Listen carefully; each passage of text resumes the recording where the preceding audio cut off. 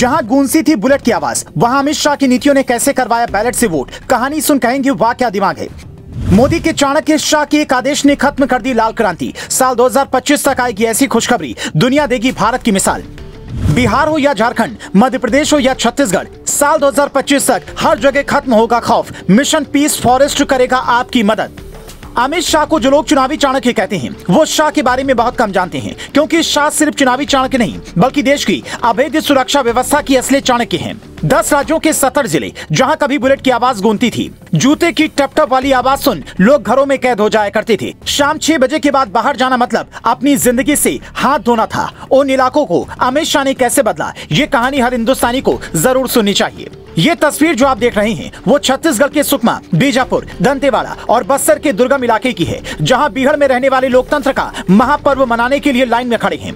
इनमें से कई इलाके ऐसे हैं जहां के लोगों ने पहली बार वोट किया, और इन्हीं में से एक है सुकमा दंतेवाड़ा सीमा पर बसा रेटेमपरा गांव, जहां 90 परिवारों के लिए एक हैंडपंप है। अब तक इस गांव में बिजली नहीं पहुंची। नक्सली इसे अपना गढ़ मानते थे, जिसकी वजह से सरकारी अधिकारी भी यहां पर आने से डरते थे। लेकिन शाह के मिशन पीस फॉरेस्ट ने यहां के लोगों को उम्मीद की नई किरण दिखा दी। इलाके में सीआरपीएफ के कैंप खुले, लोगों को गांव-गांव जाकर जागरूक किया गया। क्षेत्र की बुनियादी जरूरतें जैसे शिक्षा, स्वास्थ्य और रोजगार के लिए कई प्रोग्राम चलाए गए, ताकि लोग लोकतांत्रिक सरकार की अहमियत समझ सकें और उनके बहकावे में न आए। पर शाह का मिशन यही खत्म नहीं हुआ, बल्कि इससे आगे की कहानी और दिलचस्प है। शाह की गृह मंत्री बनने से पहले ही मोदी ने विद्युत विभाग के एक तेज तर्रार ऑफिसर को लाकर गृह सचिव बना दिया। 30 मई 2019 को जब अमित शाह गृह मंत्री थे, उनके डिपार्टमेंट के सबसे बड़े अधिकारी यानी कि गृह सचिव थे अजय कुमार भल्ला। 4 महीने में ही शाह ने उनकी काबिलियत को इतने शानदार तरीके से परखा कि अगस्त 2019 में भल्ला को रिटायर नहीं होने दिया, बल्कि उन्हें एक्सटेंशन दे दिया। ये वो दौर था जब जम्मू कश्मीर से अनुच्छेद 370 हटा था और भल्ला के सामने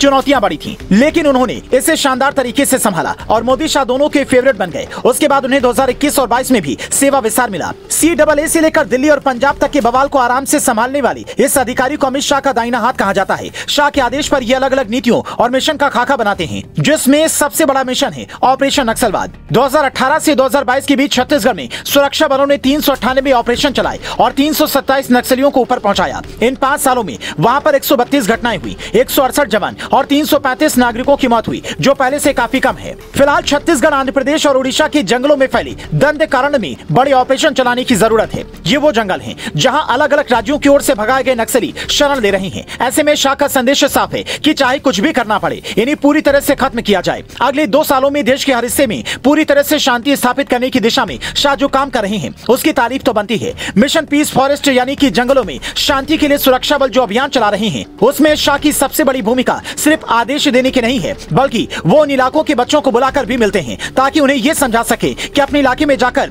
आप सरकार के प्रति सकारात्मक रवैया अपनाएं, अपने यहाँ के लोगों को समझाएं। मतलब फील्ड में सुरक्षा बल और दिल्ली में बैठकर शाह देश की सबसे बड़ी समस्या को जड़ से मिटाने में लगे हैं। इसके लिए उनकी तारीफ आने वाले दिनों में न सिर्फ इतिहासकार करेंगे, बल्कि देश दुनिया के दिग्गज भी करेंगे। लेकिन शाह तारीफ के लिए नहीं, बल्कि देश के विकास के लिए काम कर रहे हैं। मोदी सरकार जहां गांव-गांव सुविधाएं पहुंचाने में लगी है, बुनियादी सुविधाओं से किसी को भी वंचित नहीं रहने देना चाहती, वहीं अमित शाह हर उस इलाके में सुरक्षा बलों की मदद से शांति स्थापित करने में लगे हैं, जहां के लोग मुखबिर बनकर हमारे जवानों की शहादत का कारण बनते थे।